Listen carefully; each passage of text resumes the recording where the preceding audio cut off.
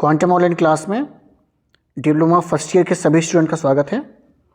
आज जो है केमिस्ट्री का ये दूसरा जो है चैप्टर में का मैं वेरी शॉर्ट टाइप के क्वेश्चन को लेकर के आया हूँ और सारे क्वेश्चन को मैं आपको उसके रीज़न के साथ बताऊँगा कि इसका आंसर ऐसा क्यों आ रहा है। तो ये चैप्टर वास्तव में एग्जामिनेशन के पॉइंट ऑफ व्यू से बहुत इंपॉर्टेंट है और ऐसे क्वेश्चन लेकर के आए हैं जिससे पहले आप ऐसे क्वेश्चन कहीं आप बुक से नहीं देखे होंगे। जो बहुत ही इंपॉर्टेंट क्वेश्चन है मैं उनको छांट करके लाया हूँ।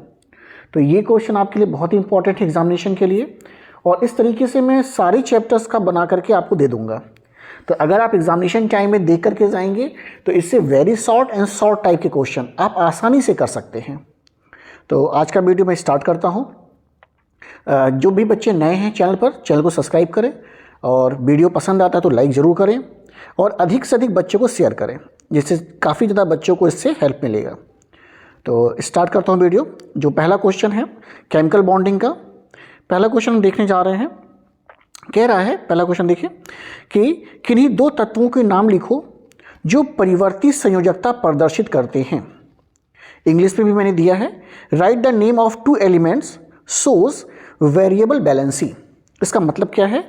इसका मतलब ये है कि जैसे सोडियम देखिए, तो अगर आप सोडियम को देखते हैं तो सोडियम की संयोजकता हमेशा देखो कैसी रहती है।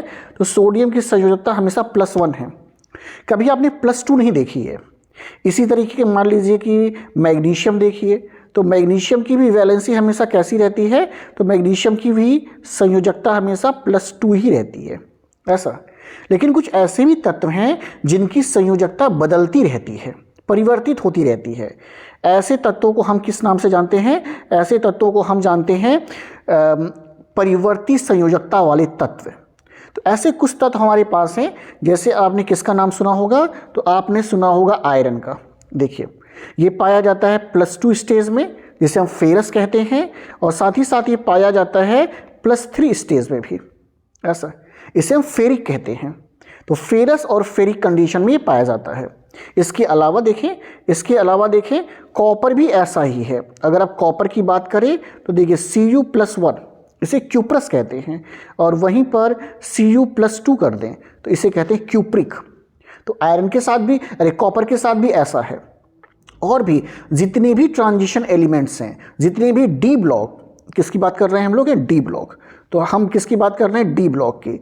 तो जितने भी डी ब्लॉक के एलिमेंट्स हैं ये सारे के सारे क्या करते हैं? ये सारे के सारे इस वेरिएबल संयोजकता को प्रदर्शित करते हैं।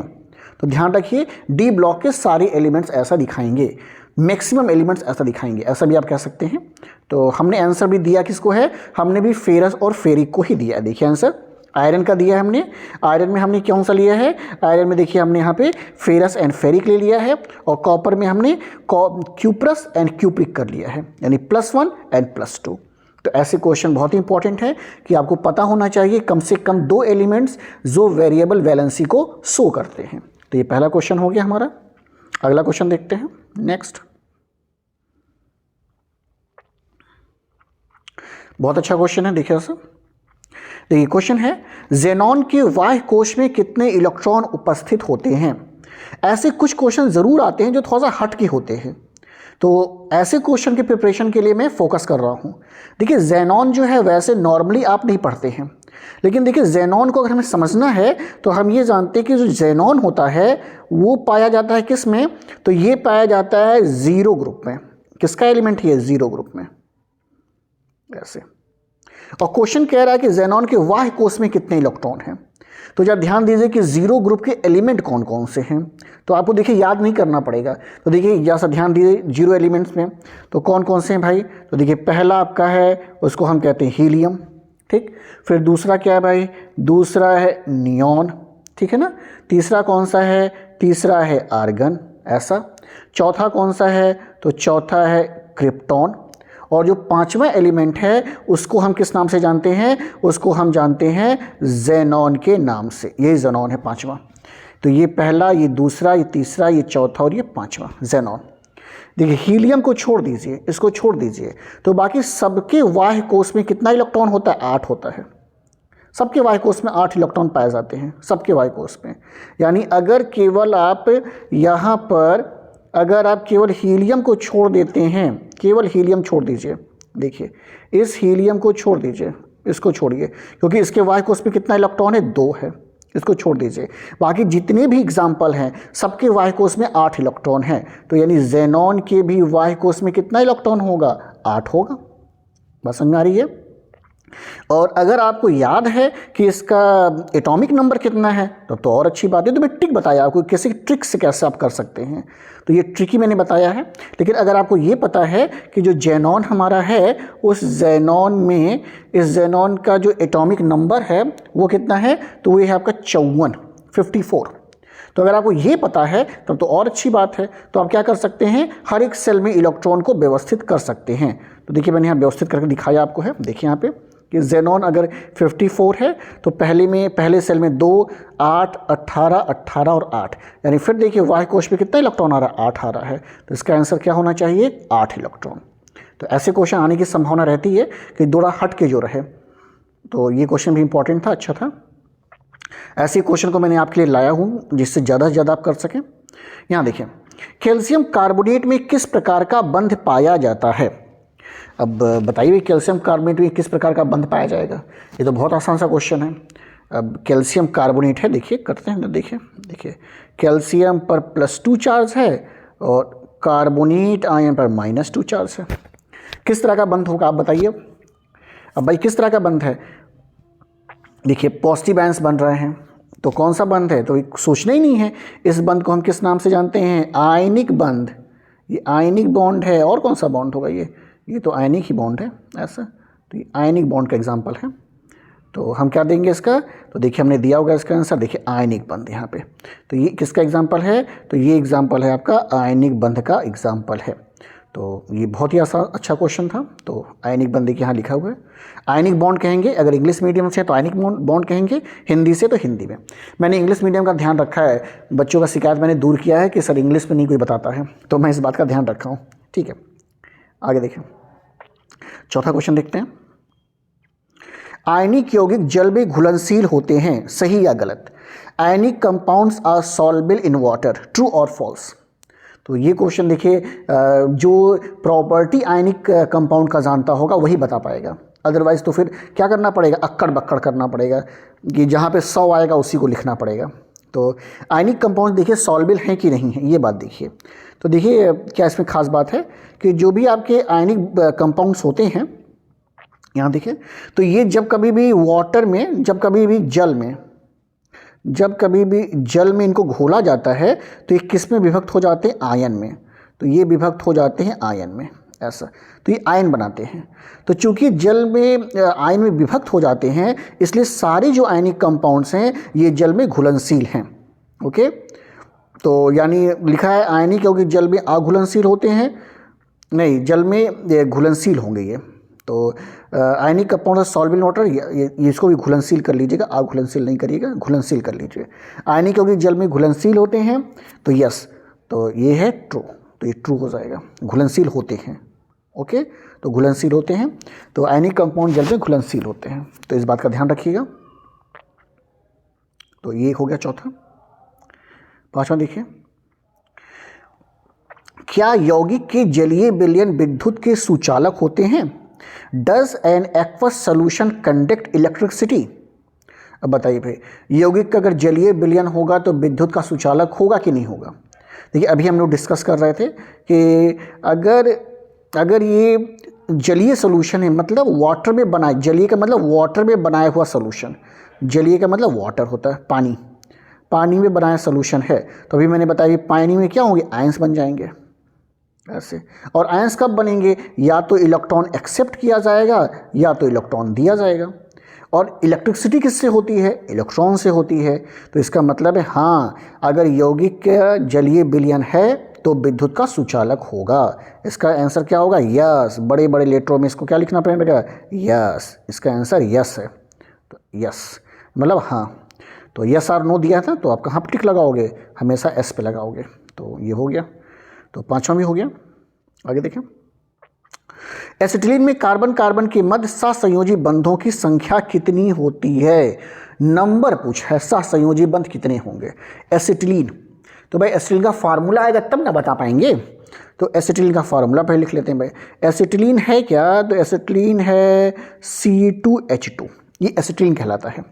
तो कैसे लिखते हैं एसिटिलीन को? तो एसिटिलीन को बनाते कैसे? देखो ऐसे, ट्रिपल बॉन्ड ऐसे, और एक हाइड्रोजन इधर लगा देते हैं, एक हाइड्रोजन इधर लगा देते हैं ऐसे। तो ये एसिटिलीन का फार्मूला होगा। तो कह रहा है कि कार्बन कार्बन के बीच में कितना आपका सहसंयोजी बंध पाया जा रहा है। तो देखो भाई, कार्बन कार्बन के बीच कितना सहसंयोजी बंध है? 3 है। और कितना है? तो सहसंयोजी बंध की संख्या 3 है। तो इसका आंसर देख लेते हैं भाई। इसका आंसर हमें खुद ही लिखना था, तो इसका आंसर खुद ही लिखना है। तो सहसंयोजी बंधों की संख्या कितनी होगी? 3 होगी। सहसंयोजी बंधों का मतलब है कितने कितने इलेक्ट्रॉन का साझा किया गया है। तो दोनों 3-3 इलेक्ट्रॉन का साझा करेंगे तो कितने बॉन्ड बनेंगे? 3 बनेंगे। तो कोवैलेंट बॉन्ड की संख्या कितनी है? 3 है। तो लिख देंगे 3 लिख देंगे। तो ठीक है ये क्वेश्चन। अगला देखते हैं। HF और HCl किस प्रकार के सहसंयोजी बंध के उदाहरण हैं? HCl and HF are example of which type of covalent bond. अब बताओ भाई, ये भी कोवैलेंट का ही क्वेश्चन है कि HF और HCl किस प्रकार के सहसंयोजी बंध के उदाहरण हैं। देख लेते हैं भाई। देखो HF जब बनता है, देखो ऐसा, तो F जो है ये ज़्यादा इलेक्ट्रोनेगेटिव है। तो ये क्या करता है, जो शेयरिंग इलेक्ट्रॉन है वो क्या करता है, अपनी साइड में इसको पुल किए रहता, खींचा रहता है। इसलिए इसके ऊपर कैसा आता है? पार्शियल नेगेटिव चार्ज आता है। और हाइड्रोजन के ऊपर क्या आता है? पार्शियल पॉजिटिव चार्ज आता है। ऐसा, तो यानी कैसा हो जाते हैं ये? हमेशा कैसे हो जाते हैं? ये हमेशा हो जाते हैं पोलर सहसंयोजी बंध, या हिंदी में इसे क्या कहते थे? हिंदी में कहते थे इसे हम लोग ध्रुवीय, ऐसे लिखते थे, ध्रुव ऐसे लिखते थे, ये या है ऐसे। तो ये ध्रुवीय बंध होते हैं। यानी एग्जाम्पल किसके हैं? ये पोलर कोवैलेंट बॉन्ड हैं, यानी ध्रुवीय सहसंयोजी बंध के एग्जाम्पल हैं। ऐसी HCl भी है। अगर आप HCl भी बनाते हैं, तो HCl में भी यही है कि Cl जो है साझे का इलेक्ट्रॉन लिए रहता है अपने साइड में। तो इस पर भी पार्शियल नेगेटिव आ जाता है और इस पर भी पार्शियल पॉजिटिव। तो फिर क्या पोल बन गया, इधर नेगेटिव पोल इधर पॉजिटिव पोल। तो ये पोलर आपका होगा। तो ये भी अच्छा क्वेश्चन था। ठीक है, तो 7वां देखिए, क्वेश्चन आंसर दिए हैं हमें, पोलर कोवैलेंट बॉन्ड या ध्रुवीय सहसंयोजी बंध। तो यहाँ पर आंसर है भी इसका। अगला देखते हैं 8वां। पैरा नाइट्रोफिनॉल अणुओं के मध्य किस प्रकार का हाइड्रोजन बंध पाया जाता है? पैरा नाइट्रोफिनॉल का पूछ रहा है। तो पैरा नाइट्रोफिनॉल के अणुओं के मध्य कैसा हाइड्रोजन बंध होगा? तो हाइड्रोजन बंध 2 प्रकार का है।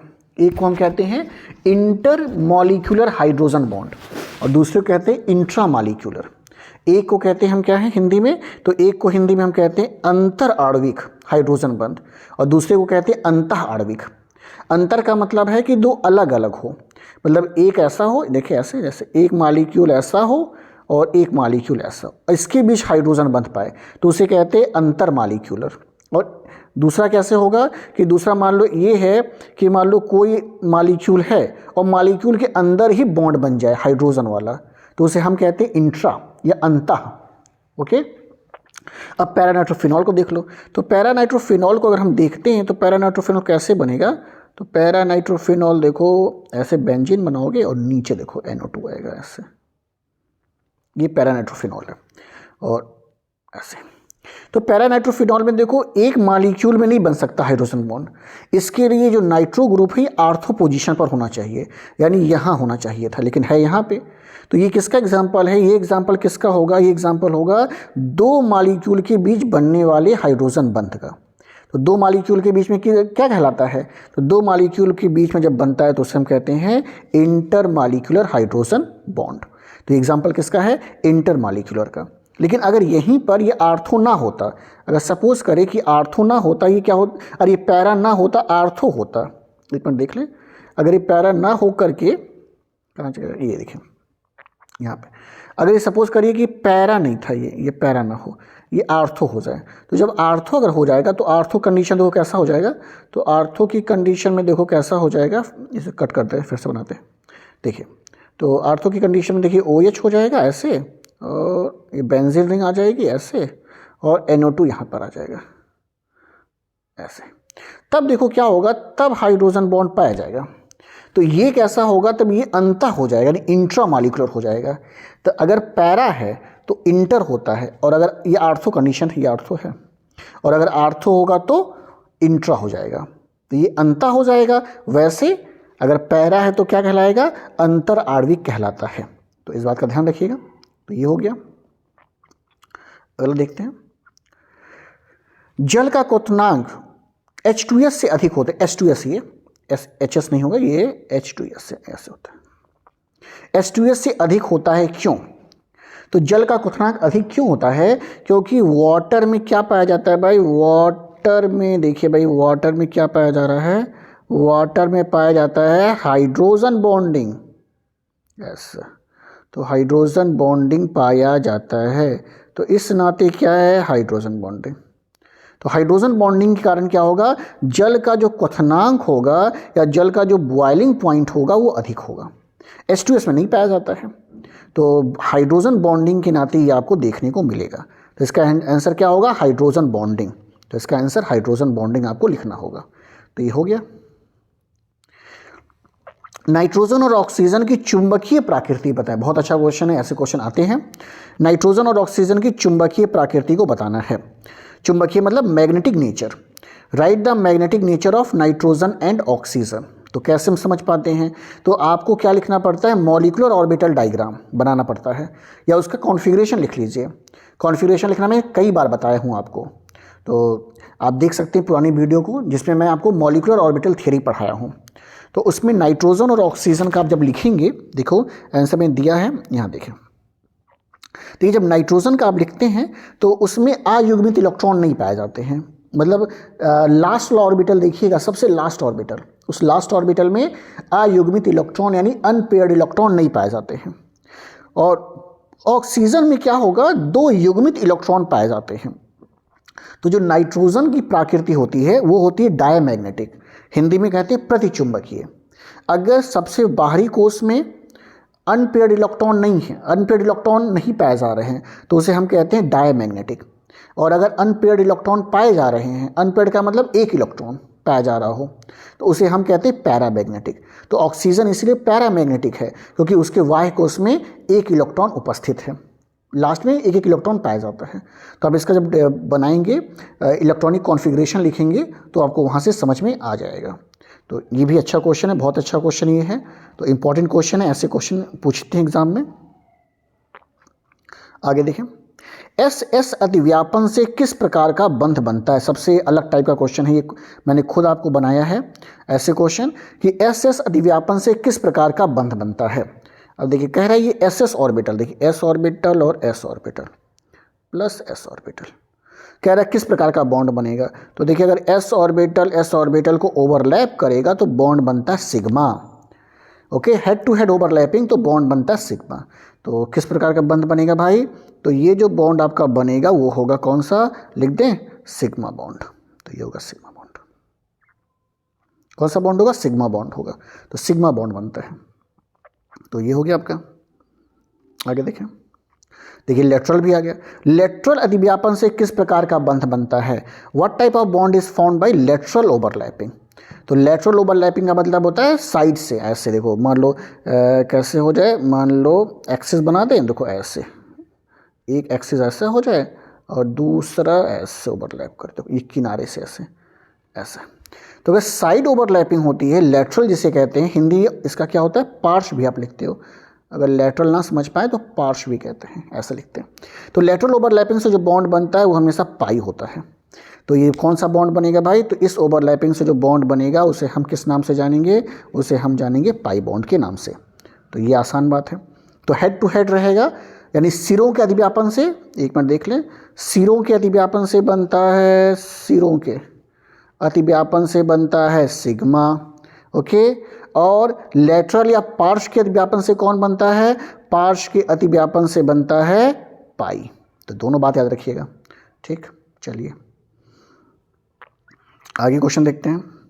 CH4 में किस तरह का संकरण पाया जाता है। अब देखिए CH4 में संकरण बताना है, hybridisation. What type of hybridisation is found in CH4 molecule. देखिए हाइब्रिडाइजेशन किसी का भी पूछा जा सकता है, तो एक वीडियो मैंने डाला है जो खाली हाइब्रिडाइजेशन को बता रहा है। आप पीछे के कंटेंट में वीडियो में खोजेंगे तो वहाँ आपको मिल जाएगा। वो केवल हाइब्रिडाइजेशन को बता रहा है, तो उसको खोज लीजिएगा, उसको देख लीजिए एक बार, जिससे आपको पता रहे। बहुत आसान सा फार्मूला मैंने बताया है, उसको आप देख लेंगे तो बता ले जाएंगे।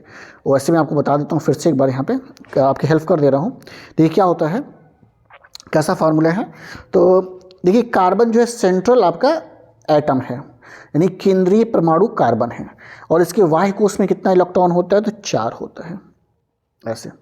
तो जो भी सेंट्रल आपका एटम है उसके बाह्य कोश का इलेक्ट्रॉन लिख लिया करिए। और फिर अगर उसके साथ मोनोवैलेंट एटम लगा है तो उसकी संख्या लिख दो। मोनोवैलेंट का मतलब जिसकी संयोजकता 1 हो, तो हाइड्रोजन की संयोजकता 1 होती है। कितनी है, तो 4 है, तो 4 लिख दो ऐसे।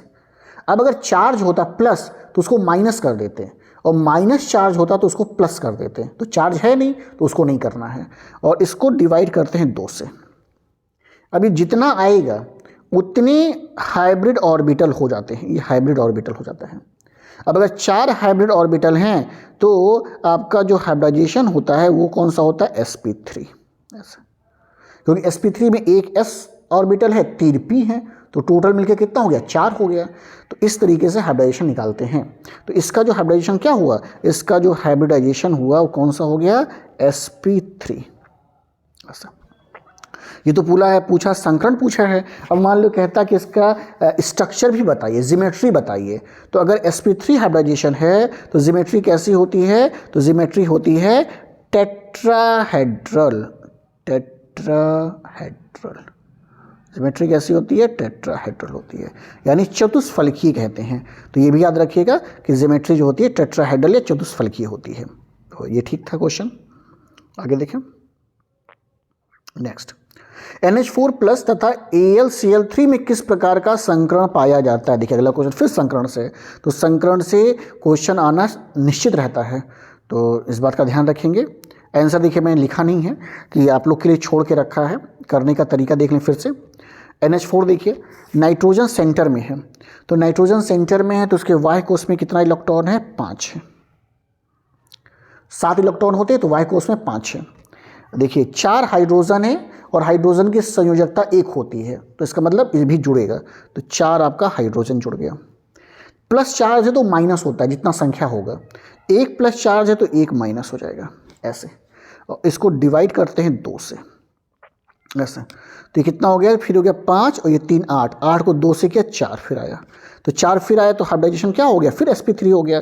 यानी NH4 इसका जो हाइब्रिडाइजेशन है वो क्या होगा, इसका हाइब्रिडाइजेशन क्या होगा भाई, इसका हाइब्रिडाइजेशन होगा आपका sp3 होगा। तो sp3 हाइब्रिडाइजेशन इसका पाया जाएगा। तो ये आपका NH4 के लिए बात हो गई है।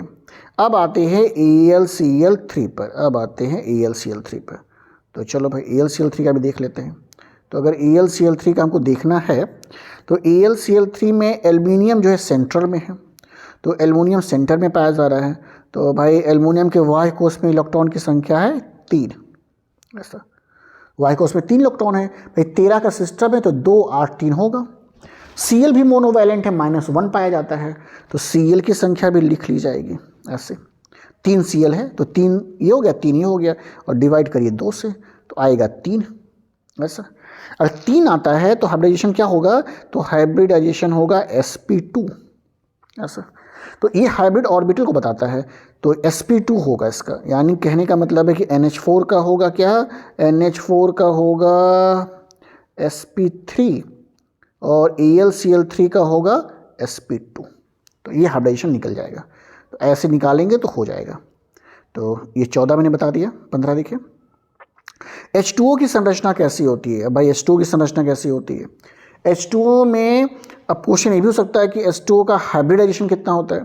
तो H2O में हाइड्रोजन को जो हाइब्रिडाइजेशन कैसे निकाल सकते हैं, तो निकालने का तरीका देख लीजिए, फिर उसकी ज्योमेट्री बता दूंगा आपको। तो हाइब्रिडाइजेशन अगर आप निकालेंगे तो देखिए ऑक्सीजन सेंटर में है, तो ऑक्सीजन के बाह्य कोश में इलेक्ट्रॉन की संख्या है 6, ठीक।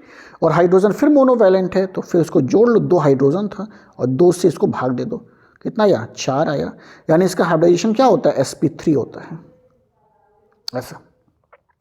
और sp3 होगा, लेकिन इसकी जिमेट्री जो होती है वो जिमेट्री कौन सी पाई जाती है, टेट्राहेड्रल नहीं पाई जाती है। वो वीएसपीआर थ्योरी से समझिएगा कि वीएसपीआर थ्योरी से क्या है, लोन पेयर इलेक्ट्रॉन का क्या है, रिपल्सन है। तो इस नाते इसकी जिमेट्री, इसका शेप कैसा हो जाता है, तो इसका शेप हो जाता है कैसा, तो इसका शेप होता है वी शेप्ड, तो इसलिए इंपॉर्टेंट है। ऐसे NH3 भी इंपॉर्टेंट है, उसका भी शेप पूछा जा सकता है, तो ये वी शेप होता है, ध्यान रखिएगा। तो ये क्वेश्चन भी हो गया। देखिए अमोनिया भी आ गया। देखिए अमोनिया अणु की संरचना कैसी होती है, अभी जिक्र कर रहे थे। देखिए अमोनिया में भी हाइब्रिडाइजेशन sp3 है। कैसे sp3 है, तो नाइट्रोजन के वाह्य कोश में है 5 इलेक्ट्रॉन, और अमोनिया को लिखते कैसे हैं, तो NH3 से लिखते हैं ऐसे, और 3 हाइड्रोजन है तो 3 जोड़ लो और 2 से भाग दे दो तो 4 फिर आ जाएगा। तो हाइब्रिडाइजेशन कौन सा है, sp3 ही है, हाइब्रिडाइजेशन sp3 है इसका। लेकिन फिर से टेट्राहाइड्रल इसका शेप नहीं है। इसका शेप कैसा है, तो इसका शेप जो है, फिर से देखिए, इसका शेप है पिरामिडीय यानी पिरामिडल ऐसा। ये डा से डमरू है भाई, इसका शेप कैसा होता है, पिरामिडल होता है। इंग्लिश में भी लिख देना, तो इंग्लिश वाले बच्चे कहते हैं सर मेरा नहीं लिखते आप, हैं देखें भाई, पिरामिडल, इसका स्ट्रक्चर कैसा है, पिरामिडल है ऐसा। तो इसका स्ट्रक्चर पिरामिडल है, तो इसको देख लेंगे। आगे देखते हैं, ऑक्सीजन नहीं होगा, ओजोन होगा भाई। ओजोन में किस प्रकार का बंध पाया जाता है, एक बार करेक्ट कर लेंगे, ऑक्सीजन थोड़ी होगा, ओजोन होगा। ओजोन में किस प्रकार का बॉन्ड पाया जाता है, विच type of bond is present in ozone molecule. तो ओजोन में किस प्रकार का पाया जाएगा बंध, देख लो पहले ओजोन की संरचना देख लो कैसे है। तो ओजोन जब बनता है तो देखो ऑक्सीजन ऐसे होता है, ये ऐसे ऐसे। तो अब बताइए किस प्रकार का बंध है, तो देखिए इसमें ये सहसंयोजी बंध है, ये उप सहसंयोजी बंध है, ये कोवैलेंट है और ये कोऑर्डिनेट है। तो मतलब 2 प्रकार के बंध पाए जाएंगे, एक पाया जाएगा कोवैलेंट, एक होगा कोवैलेंट होगा, और दूसरा क्या होगा, फिर से लिख देना यहाँ पे, देखो एक होगा कोवैलेंट, एक होगा कोवैलेंट, और जो दूसरा होगा उसे हम कहेंगे कोऑर्डिनेट।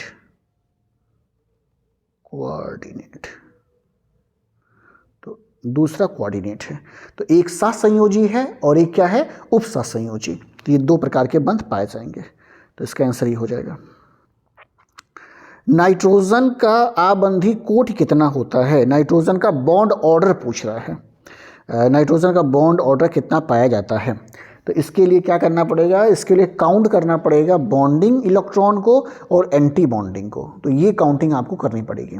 तो सबसे पहले इसका लिखना पड़ेगा, ये किसका कॉन्फ़िगरेशन क्या है, तो कॉन्फ़िगरेशन लिख लेते हैं पहले। तो लिखते हैं sigma 1s2, sigma star 1s2, sigma 2s2, sigma star 2s2, ठीक है, ये हो गया। फिर पाई 2px2, फिर पाई 2py2, ठीक, 2 2 4 2 6 2 8 2 10 2 12, एक और चाहिए, और एक जो है आपका सिग्मा 2p z2 हो गया। तो ये आपके 14 इलेक्ट्रॉन हो गए। 14 में काउंट कर लीजिए किस पे स्टार नहीं है, तो देखिए किस पे स्टार नहीं, 1 इस पे स्टार नहीं था, 2 इस पे नहीं था, इस पे भी नहीं था, 3 4 और 5 पे स्टार नहीं है, और पाँचों में 2 2 इलेक्ट्रॉन है। तो 10 इलेक्ट्रॉन जो है बॉन्डिंग में है, और देखिए एंटी बॉन्डिंग इस पे स्टार है और इस पे स्टार है, तो एंटी बॉन्डिंग ये दोनों हैं। तो यानी टोटल 14 इलेक्ट्रॉन है, 14 में से 10 जो है बॉन्डिंग में है और 4 जो है एंटी बॉन्डिंग में है। तो देखिए कैसे निकालते हैं, तो बॉन्ड ऑर्डर देखिए कैसे निकालते हैं। तो जब भी हम निकालते हैं बॉन्ड ऑर्डर, तो ये हो जाएगा बॉन्डिंग ऑर्बिटल में जितने इलेक्ट्रॉन हैं 10 माइनस एंटी बॉन्डिंग में जितने हैं और उसको 2 से भाग दे देते हैं। तो ये कितना आएगा, 6 में से 2 गया 3, यानी इसका बॉन्ड ऑर्डर कितना आएगा, 3 आएगा। तो इसका बॉन्ड ऑर्डर 3 आता है। तो इस तरीके से इस क्वेश्चन को करेंगे। आगे देखिए, C2H2 और C2H4 में कितने सिग्मा और कितने पाई बंध पाए जाते हैं। How many sigma and pi bonds present in C2H2 and C2H4 molecule. बना लो भाई, पहले दोनों को बनाते हैं। पहले C2H2, तो C2H2 दो कैसे बनेगा, C2H2 बनेगा, देखो ऐसे, ये C2H2 है, और ये शुरू में देखा गया था एसिटिलीन कहते हैं। अब देखो बॉन्ड कौन कौन से हैं, देखो ये सिग्मा है, इसमें से एक सिग्मा है बीच वाला, और ये ऊपर वाला भी पाई है और नीचे वाला भी पाई है, ऐसे ये भी पाई है और ये सिग्मा है ऐसे। तो काउंट कर लो पहले इसमें, तो 1 2 3, 3 सिग्मा, तो इसमें कितना हो गया भाई, इसमें अगर देखा जाए तो 3 सिग्मा है, और पाई कितना, 1 और 2, 2 पाई है। तो 3 सिग्मा 2 पाई किस में हो गया, ये हो गया आपका C2H2 में, ठीक। तो ये काउंट हो गया, हटा देते हैं इसको। अब ये C2H4 में आइए, तो C2H4 अब देख लीजिए। C2H4 में देखो, C2H4 कैसे होगा, देखो ऐसे होगा, C2H4 देखो ऐसे होता है, देखो ऐसे। तो C2H4 में देखो ये सिग्मा है, ये सिग्मा है, ये सिग्मा, ये सिग्मा, ये सिग्मा और 1 पाई होगा ऐसे। तो कितना सिग्मा कितना पाई हो गया, तो 1 2 3 4 5, यानी हो गया 5 सिग्मा हो गया, और पाई कितना हो गया 1, तो 1 पाई हो गया। ये किस में हो गया, C2H4 में हो गया। तो इस तरीके से आप काउंट कर सकते हो। कैसे हमने बताया आपको है, तो देखिए पहला बॉन्ड हमेशा सिग्मा बनता है, दूसरा बॉन्ड पाई बनता है, और फिर जो है तीसरा बॉन्ड अगर बनेगा तो भी पाई बनेगा। तो इसका मतलब है अगर 3, देखिए मान लीजिए कहीं 2 बॉन्ड ऐसे लिखा है, तो 1 सिग्मा होगा 1 पाई होगा ऐसा। और मान लीजिए 1 मिनट, कहीं पर 3 बॉन्ड है, तो इस बॉन्ड में बीच वाला सिग्मा होगा, ऊपर वाला पाई होगा, नीचे वाला पाई होता है ऐसे। और अगर केवल 1 बॉन्ड है ऐसे, तो वो हमेशा सिग्मा कहलाता है। तो ये है, इसी तरीके से काउंट हुआ है। तो ये हो गया। और देख लेते हैं क्वेश्चन, NH4Cl में किस प्रकार का बंध पाया जाता है। तो फिर ये देखिए भाई NH4Cl को आते हैं। NH4Cl को पहले आयन में तोड़ लो, तो NH4Cl देखो आयन में कैसे होगा, वो NH4 और Cl माइनस। अब देखो किस प्रकार का बंध पाया जाएगा, तो फिर आयनिक बॉन्ड है इनके बीच में। तो इनके बीच में कैसा बॉन्ड है भाई, तो इनके बीच में जो बॉन्ड है वो कैसा है, आयनिक है ऐसा। हिंदी भी आयनिक लिखते हैं, तो आयनिक बंध पाया जाएगा। तो इस प्रकार से फिर ये 20 क्वेश्चन का मैंने तैयार किया हुआ था आपको, तो आई होप कि आपको समझ में आया होगा। तो ये 20 क्वेश्चन का मैंने एक आपको तैयार करके क्वेश्चन बैंक दिया है। ऐसे करके सभी में चैप्टर का क्वेश्चन बैंक डाल दूंगा, जिससे आपको आसानी रहेगा। क्वेश्चन बैंक तैयार करके जाएंगे तो ज़्यादा से ज़्यादा क्वेश्चन आप कर सकते हैं। तो फिर जो नेक्स्ट वीडियो में बनाऊँगा उसको मैं जल्दी से डालूँगा। तो then thank you, okay, keep watching, share करें, लाइक करें, और भी जो बच्चे हैं उनको ज़रूर शेयर करें। Thank you.